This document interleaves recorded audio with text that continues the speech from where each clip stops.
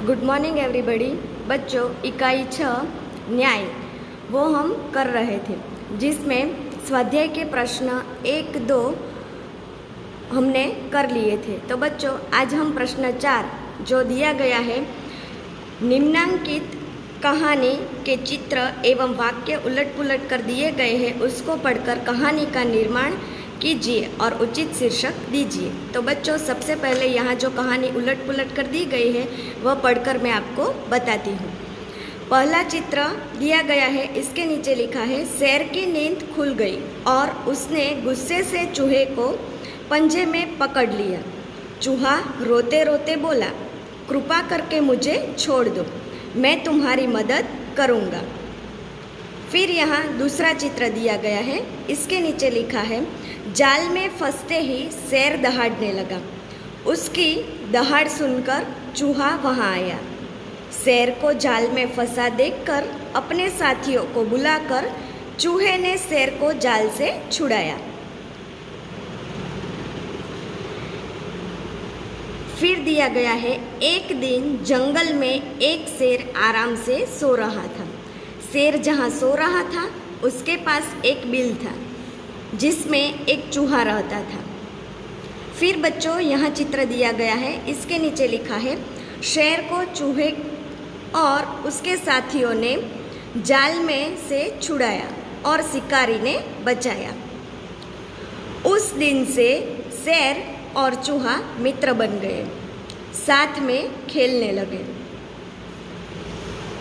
फिर दिया गया है, शेर को सोया हुआ देखकर चूहा उसके पास गया। वह शेर के शरीर पर चढ़ा और नाचने लगा। फिर बच्चों दिया गया है, एक दिन शिकारी जंगल में शिकार करने आया। उसने सिंह का शिकार करने के लिए जाल बिछाया। तो बच्चों, मैंने जो यहाँ ये कहानी पढ़ी उससे आपको समझ में आया कि ये कहानी उलट पुलट कर दी गई है। तो हमें ये कहानी को पहले सीधा करके पहले कौन सा चित्र आएगा और कौन सी लाइन आएगी वह कर हमें कहानी को उचित शीर्षक देना होगा। तो बच्चों, यहाँ सबसे पहले ये कहानी में आएगा कि एक दिन जंगल में एक शेर आराम से सो रहा था। शेर जहाँ सो रहा था उसके पास एक बिल था जिसमें एक चूहा रहता था। बाद में बच्चों क्या आएगा? बाद में आएगा कि शेर को सोया हुआ देखकर चूहा उसके पास गया। वह शेर के शरीर पर चढ़ा और नाचने लगा। फिर क्या हुआ होगा? शेर की नींद खुल गई और उसने गुस्से से चूहे को पंजे में पकड़ लिया। चूहा रोते रोते बोला, कृपा करके मुझे छोड़ दो, मैं तुम्हारी मदद करूँगा। फिर बच्चों, इसके बाद क्या हुआ होगा? तो इसके बाद एक दिन एक शिकारी जंगल में शिकार करने आया। उसने सिंह का शिकार करने के लिए जाल बिछाया। फिर बच्चों क्या हुआ होगा? जाल में फंसते ही शेर दहाड़ने लगा। उसकी दहाड़ सुनकर चूहा वहाँ आया और शेर को जाल में फंसा देखकर अपने साथियों को बुलाकर चूहे ने शेर को जाल से छुड़ाया। तो बच्चों, इस तरह चूहे ने शेर को शिकारी से बचाया और उस दिन से शेर और चूहा मित्र बन गए और साथ में खेलने लग गए। तो बच्चों, फिर से मैं ये कहानी आपको एक बार सुना देती हूँ। क्या हुआ था? तो एक दिन जंगल में एक शेर आराम से सो रहा था। शेर जहाँ सो रहा था उसके पास एक बिल था जिसमें एक चूहा रहता था। शेर को सोया हुआ देखकर चूहा उसके पास गया और वह शेर के शरीर पर चढ़ा और नाचने लगा। शेर की नींद खुल गई और उसने गुस्से से चूहे को पंजे में पकड़ लिया। चूहा रोते रोते बोला, कृपा करके मुझे छोड़ दो, किसी दिन तुम्हारी मदद करूँगा। एक दिन एक शिकारी जंगल में शिकार करने आया तो उसने सिंह का शिकार करने के लिए जाल बिछाई थी। जाल में फंसते ही शेर दहाड़ने लगा। उसकी दहाड़ सुनकर चूहा वहाँ आया और शेर को जाल में फंसा देखकर वह अपने साथियों को बुला लाया। उन्होंने जाल काट डाला और शेर को जाल से छुड़ाया। इस तरह चूहे ने शेर को शिकारी से बचाया।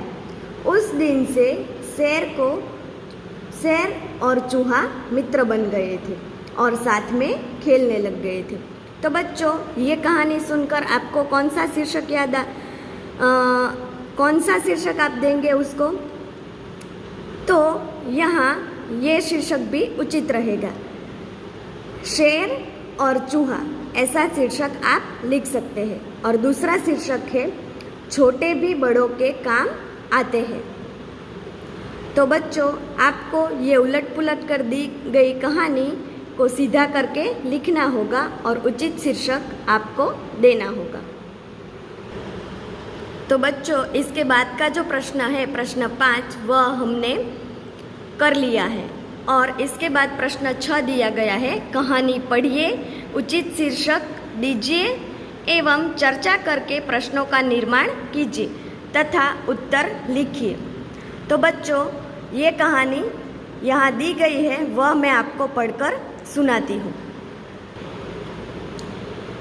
एक बार राजा कृष्णदेवराय के महल में एक सेवक कांच का खूबसूरत मोर साफ कर रहा था।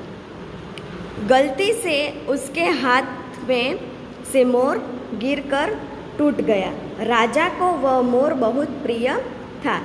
जब राजा महल में आए तो उन्हें अपना मोर प्रिय दिखाई न दिया। पूछने पर पता चला कि वह टूट गया है। क्रोध में आकर उन्होंने सेवक को 6 महीने के लिए कारागार में डलवा दिया।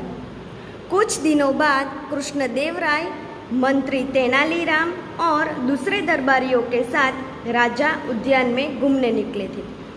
तेनालीराम और बोले, महाराज, पास ही बाल उद्यान है, उसे भी देखने चलते हैं। राजा कृष्णदेवराय बाल उद्यान की ओर आए। उद्यान में तरह तरह के रंग बिरंगी फूल खिले हुए थे। एक स्थान पर बच्चे नाटक खेल रहे थे। एक बच्चा राजा बना हुआ था। उसके सामने 2 सिपाही एक अपराधी को पकड़ खड़े थे। खेत के मालिक ने शिकायत की, महाराज, आज यह मेरे खेत से गाजर और मूली उखाड़कर ले आया है। सुनकर राजा बने बच्चे ने चोरी करने से पूछा।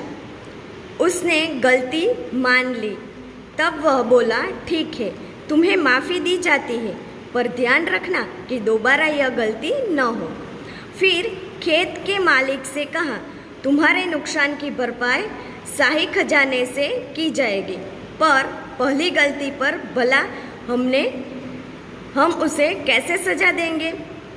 तो बच्चों, यह चित्र में भी हमें दिखाई देता है। नाटक देखने के बाद मंत्री ने कहा, महाराज, यह बच्चा तो बड़ा शरारती है, इसे सजा मिलनी चाहिए। तेनालीराम बोले, हाँ महाराज, मेरे विचार से सजा यही हो कि इसे राज दरबार में बुलाकर यह नाटक फिर से दोहराने को कहा जाए। नाटक को देखकर राजा कृष्णदेवराय सोच में पड़ गए। तेनालीराम की चतुराई पर वे मन ही मन मुस्कुरा उठे। यह देखकर मंत्री असमंजस में पड़ गए थे। उसके बाद राजा कृष्णदेवराय बोले, सचमुच तेनालीराम, तुमने ठीक ही कहा है। आज मैं समझा कि न्याय करते समय राजा का मन बच्चे जैसा निर्मल होना चाहिए। अगले ही दिन राजा ने उस सेवक को रिहा करवा दिया। तो बच्चों, ये कहानी मैंने आपको पढ़कर बताई। तो आपको पता चला होगा कि यहाँ तेनालीरामन की बात की गई है। तेनालीरामन राजा कृष्णदेवराय को बाल उद्यान में ले जाता है, लेकिन क्यों ले जाता है? वह इसलिए ले जाता है कि वह उन्हें समझाना चाहता था कि न्याय करते समय राजा का मन बालक जैसा निर्मल होना चाहिए। तो बच्चों, यह इकाई भी न्याय ही है। इस इकाई में भी हमने देखा कि अदालत में किसी झगड़े को निपटाना हो तो उस समय सबूतों पर ध्यान देती है अदालत। सबूत न मिलने पर वह सही न्याय नहीं दे पाती है। ऐसे मामले में सूझबूझ काम आती है। ऐसा हमें इस इकाई में भी बताया गया है और यह तेनालीरामन की कहानी भी यही कहती है। इसमें भी हमें बताया गया है कि न्याय करते समय राजा का मन बच्चों जैसा निर्मल होना चाहिए। तो यहाँ हम कौन सा शीर्षक दे सकते हैं? तो यहाँ हम तेनालीरामन की चतुराई ऐसा शीर्षक दे सकते हैं। फिर बच्चों, यहाँ क्या कहा गया है कि इस कहानी को पढ़कर प्रश्नों का निर्माण कीजिए। तो कुछ प्रश्न मैं आपको पढ़कर बताती हूँ और इस प्रश्नों के उत्तर को ये कहानी आपको फिर से पढ़कर आपको अपने आप खुद ही इस कहानी में से ढूंढकर लिखना होगा।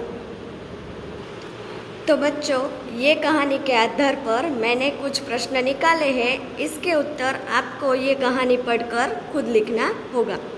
तो बच्चों, यहाँ पहला प्रश्न दिया गया है, सेवक से कौन सा अपराध हुआ था?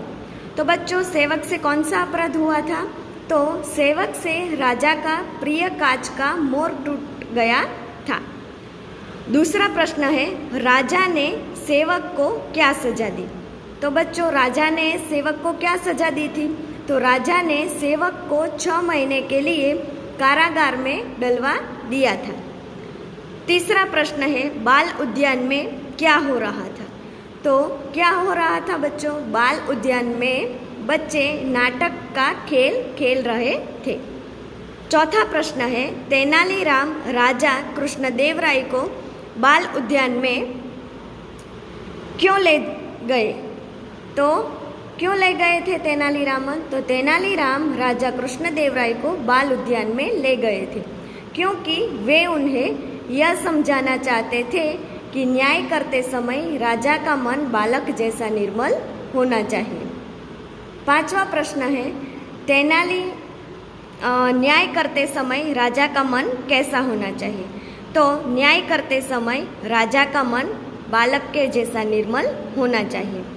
छठा प्रश्न है, तेनालीराम बालक को कौन सी सजा दिलवाना चाहते थे? तो तेनालीराम बालक को यह सजा दिलवाना चाहते थे कि उद्यान में किए गए नाटक को दरबार में दोहराना चाहिए।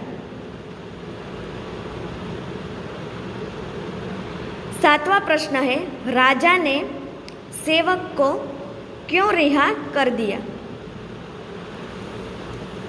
तो बच्चों, राजा ने सेवक को क्यों रिहा कर दिया था? क्योंकि उसने पहली बार यह मामूली अपराध किया हुआ था। और आठवां प्रश्न हमें दिया गया है कि कहानी का उचित शीर्षक दीजिए। तो ये कहानी मैंने आपको पढ़कर बताई, तो आपको कौन सा उचित शीर्षक लगा? तो मुझे इस कहानी का शीर्षक लगा कि तेनालीरामन की चतुराई। मैं ऐसा इस कहानी को शीर्षक देना चाहती हूँ। तो बच्चों, ये यहाँ कुछ प्रश्न दिए गए हैं, उनको आपको कहानी पढ़कर प्रश्नों के उत्तर लिखने होंगे। अस्तु।